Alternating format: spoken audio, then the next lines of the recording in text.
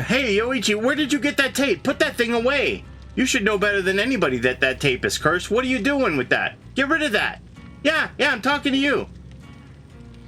Well, where did it go? What do you mean, same place Michaela puts her spell book? Ah, the fog is a mysterious place. Hello, everybody, and welcome to the channel. It's Paulie Esther here, and this is your new survivor, Yoichi Asakawa, coming out on March 8th with the Sadako Rising DLC, the Ringu chapter. So I like to do things a little different here. I'm going to read through his lore, and then I'll show you his perks, and I'll tell you what I think about them. So let's get right into it here. Character information. Intermediate difficulty, whatever that means. So, Yoichi Asakawa. Here it is. As a child, Yoichi gained an interest in the supernatural from his father and mother when an inexplicable curse claimed both their lives. As an adult, Yoichi graduated with top honors in marine biology from a university in Tokyo and, following in his father's footsteps, became the youngest professor in the school's history. But his career began to unravel when two of his students disappeared while doing research in Izu, Oshima. The mere mention of Izu Oshima triggered painful memories from his past. Deep, hidden memories bubbled up from the murky black depths of his subconscious. Blurred faces on images, twisted mouths, inexplicable deaths suddenly filled his mind. The shouts of people calling him a monster, and then the monster, Sadako, rose from the abyss to let him know the curse was not over. It would never be over. With a cry, Yoichi shut his eyes and slowly released his fear. When he opened his eyes again, Sadako was gone, but something had returned. Something ominous and otherworldly. He could feel an unnerving presence near him, breathing deeply like the heaving sea. Trapper? Was Sadako tormenting him? Was a spirit trying to warn him? Rin? Or was it something else? Something that consumed people? Something that made people disappear? Yoichi wasn't sure. He had spent his life trying to understand his psychic abilities and the supernatural. His instincts told him the answers somehow lay with water. He had, after all, dedicated his life to studying intelligent life and unexplored realms within the ocean. Perhaps he needed to readjust his definition of intelligent or his definition of life. Thirsting for truth, Yoichi entered a frenzy of research into the fringes of parapsychology, cryptozoology, theology, and folk history. The more he expanded his field of expertise, the more he was ridiculed and ostracized. Once viewed as a brilliant young mind, Yoichi was now considered an eccentric and a liability. In mere months, the university terminated his position. Undeterred, Yoichi sought professorships at other schools, but no reputable college in Japan would take him. As a last resort, he approached media outlets, and by some twist of fate, the company where his mother had worked as a journalist offered to fund his research in exchange for articles and first publishing rights to his story. During this difficult time, Yoichi's father returned to him, his spirit silently goading him to continue the course he had chosen. And so, working around the clock in his tiny Tokyo apartment, he allied himself with other researchers in the paranormal field. Within months, he came across a story that mirrored the disappearances of his students. 4 vloggers had mysteriously disappeared near a lighthouse in Scotland. With a great sense of urgency, Yoichi took the first flight he could to Glasgow. A professor at a local university had come to many of the same conclusions as he had nearly 70 years earlier with a film crew that disappeared near the very same lighthouse. There was some kind of intelligence in the water, some kind of darkness calling from the sea like an ancient siren. As Yoichi examined the research, his father suddenly appeared to let him know he was on the right path. And guided by his father, Yoichi chartered a fishing boat and headed towards a small cluster of islands known as the Seven Hunters. Darkness fell as they approached the isles. The lighthouse, now automated and controlled remotely, sputtered and winked out of existence like a dying star. The ocean began to stir violently, lightning flashed, and the fisherman begged Yoichi to turn back, but Yoichi refused. He was too close and would not be deterred.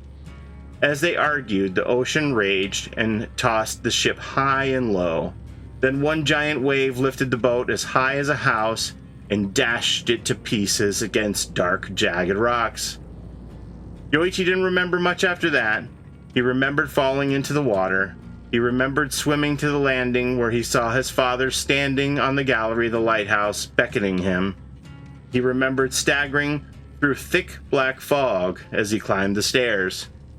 He remembered the water level rising with every step until the frothing mouth of the raging ocean swallowed him whole. That's it. So this aspect of aging up Yoichi from that little boy that we see in the first Ringu movie to this adult man is an interesting concept, and it seems it was born out of necessity. From some of the interviews that I've heard the devs do, it looks like they were unable to secure the likeness rights for the actors who played Reiko Asakawa or Ryuji Takayama in the Ringu films.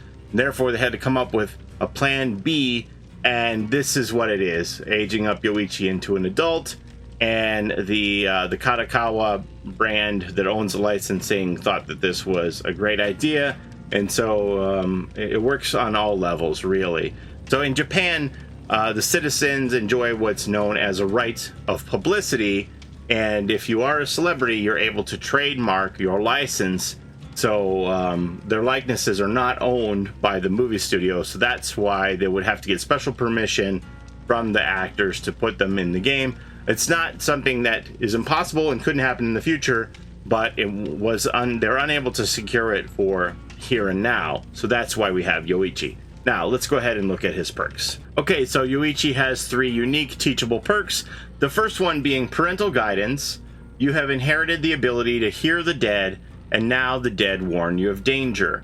After stunning the killer by any means, your scratch marks, pools of blood, and grunts of pain are hidden for 8 seconds. I think it reaches 10 seconds at tier 3, remembering that these perk descriptions are all for tier 1. So this is kind of like a combination between the Iron Will and Lucky Break perk for Yui, except that it has a limited duration and you have to stun the killer to get it. So I don't know how much I would use this. You may see some people who want to combo it with Smash Hit from Yunjin, for example, because then you could smash a killer or stun them with a pallet and you get that speed boost away, as well as hiding your scratch marks and blood.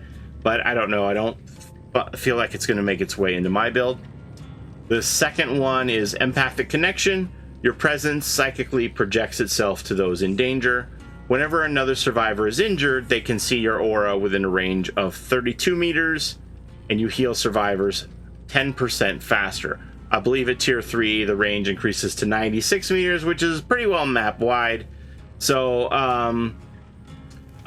to me, this is more of a perk that you want to run when you're trying to teach other people the game, because it's kind of like a reverse empathy. With empathy, you can see the people that are injured. With this, the injured people can see you. So if you were introducing your friends to the game, it might be more valuable for them to be able to see where you are, to come to you for help, rather than I see you, stop moving, whatever, whatnot. Just it helps them see the game, learn the game.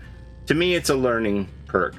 Or, you know, if you're running this with randoms, it could also be like, hey, I'm over here if you want to come sandbag me. But I don't know. It's kind of a strange one for me.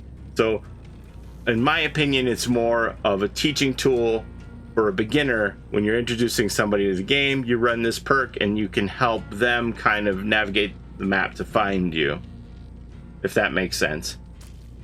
Next, we have another Boone perk. This one's called Boone Dark Theory. Your obsessive study of the paranormal has given you unprecedented knowledge of other realms and planes of existence.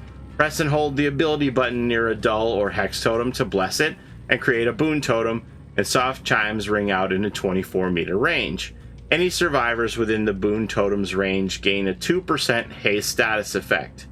This effect lingers for 2 seconds after leaving the Boone's totem's range. And you can only bless one totem at a time, and all of your equipped Boone perks will be active on your Boone totem. So if you have a build of all Boons, you can only put all those Boons, all your eggs in one basket on one totem. So at tier 3, the change to this is the effect lingers for 4 seconds after you leave the Boone totem's range. So if you're looping within this 24 meters around the totem, you'll be 2% faster. So that would put you at 102% speed while the killer's at 115. So you have a little edge. You can maybe get around that loop one more time. And if you leave the Boone, that extra 2% of speed will last for 4 seconds once you get out of the 24 meter range of the Boone. I know people think this one's pretty powerful. I'm not sure. I did mess around with it with Spine Chill and Resilience to try and make myself a super vaulter, but I don't know how effective it was. It was fun to try. The funny thing to me about all of these Boons, as the Boons stack up and we get more and more Boone perks in the game, I feel like at some point I'm gonna run across the map and be like, oh, I'm going to the Boone to heal, and I'm gonna get there and I'm gonna find out, oh, this is just a speed Boone, this isn't gonna do me any good, and I'm gonna be like, ah. So that's gonna be funny with some confusion as more Boons enter the game. It's like, okay, where was the Boone that heals me? Which one of the Boons on this map is the one that heals me? But I don't know. We'll see how these Boons play out. But I don't know if this one's going to get a lot of use either. Yeah, I don't think any of Yoichi's perks are going to break it into the new meta the way the Circle of Healing was adopted so quickly. That makes sense. Okay, well, that's all I have for today. Thank you so very much for watching. Sadako Rising, the Ringu chapter, will be out March the 8th, and we'll get to see all of the cosmetic options that Yoichi has. In the PTB, we only ever see the base outfit, so I'm sure he'll have a closet full of clothes to choose from beyond this Georgie Raid Slicker. Pennywise wants to know if you want your boat back, Yoichi. So yeah, and probably if you buy the whole DLC, there'd be some kind of an exclusive item for buying the whole DLC. It might be a charm, might be an outfit for Yoichi. We'll know better on March 8th when the chapter comes out, but I'm looking forward to it.